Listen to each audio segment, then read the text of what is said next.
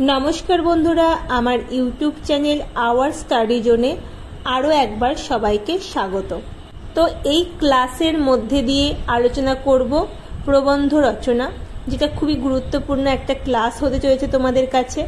যারা যারা পশ্চিমবঙ্গ আইসিডিএস পরীক্ষার প্রস্তুতি নিচ্ছ তাদের কাছে কিন্তু গুরুত্বপূর্ণ একটা ক্লাস, কারণ একটি রচনা তোমাদের লিখতেই হয় পরীক্ষায়, সেটা তোমরা জানো। 15 নম্বরের একটা রচনা থাকে, তাই আজকে এই ক্লাসের মধ্যে দিয়ে একটি গুরুত্বপূর্ণ রচনা আলোচনা করব। তো যারা যারা আমার এই ভিডিওটি দেখছো, ভালো লাগলে অবশ্যই লাইক করবে, কমেন্ট করে জানাবে কেমন লাগলো আজকের ক্লাসটা। আর তোমরা কোন কোন জেলা থেকে দেখছো অবশ্যই কমেন্ট করে জানাবে। আর বেল আইকনটি ক্লিক করে রাখবে, আর অবশ্যই সাবস্ক্রাইব করে পাশে থাকবে। তো আইসিডিএস পরীক্ষার প্রস্তুতির আজকে 17 নম্বর ক্লাস। এই ক্লাসের মধ্যে দিয়ে আলোচনা করব অঙ্গনারী কর্মী ও সহায়িকা পরীক্ষার একটি গুরুত্বপূর্ণ প্রবন্ধ রচনা, পুষ্টিহীনতার কারণ ও সমাধান। সেরা প্রস্তুতি, সেরা রচনা।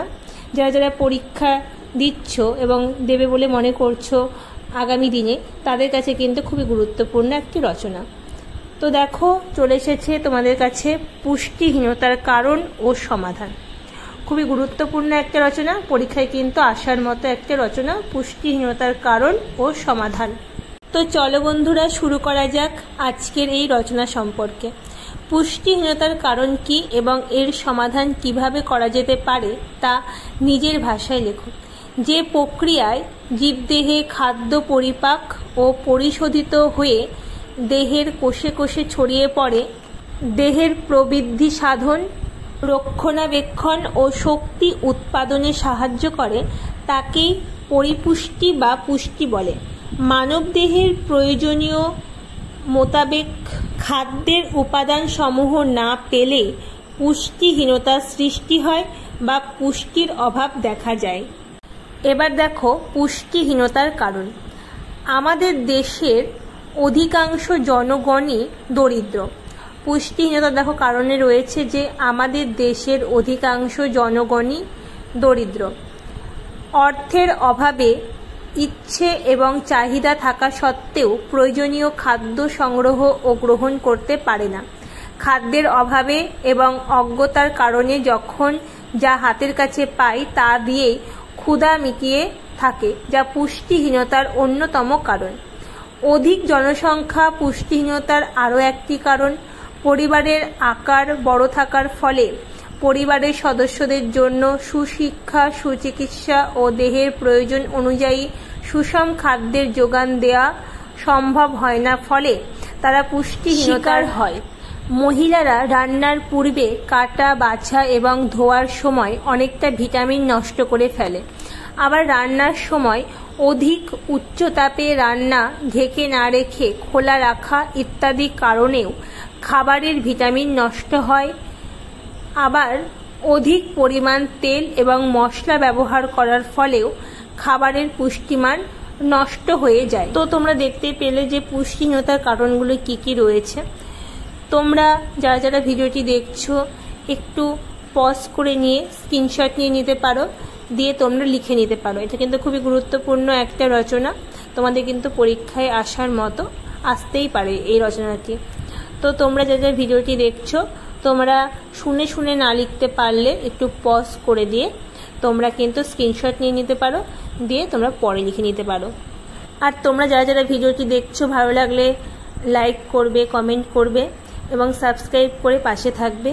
আর বন্ধুদের সাথে অবশ্যই শেয়ার করে দেবে যারা যারা আইসিডিএস পরীক্ষা প্রস্তুতি নিচ্ছে, যাদের এই রচনাগুলি খুবই প্রয়োজন, যারা আগামী দিনে পরীক্ষা দেবে তাদের সাথে কিন্তু অবশ্যই শেয়ার করে নেবে, কারণ একটি গুরুত্বপূর্ণ ক্লাস তারাও পেয়ে যাবে। তো সবার জন্যই হেল্পফুল একটা ক্লাস, তোমাদের সকলের সুবিধা হবে, এটা আমি গ্যারেন্টি দিতে পারি।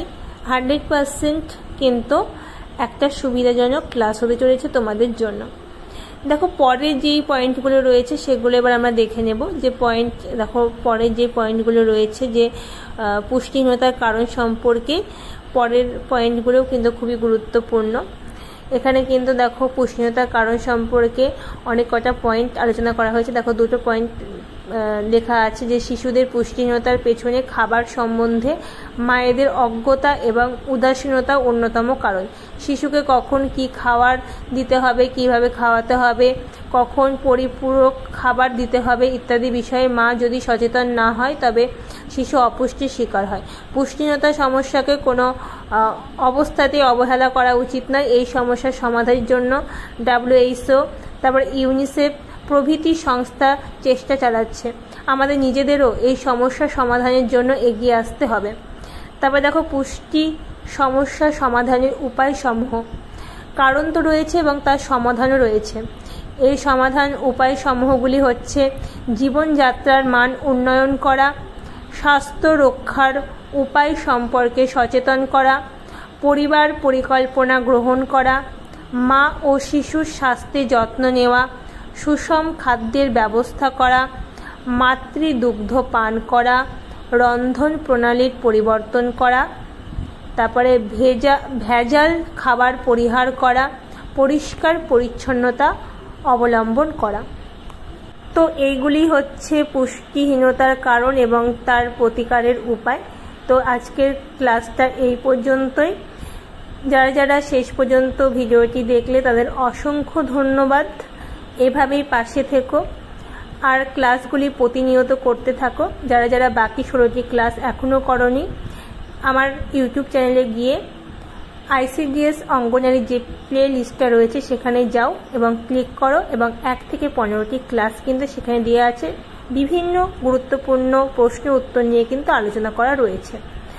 তো আরও একবার সকলকে অসংখ্য ধন্যবাদ।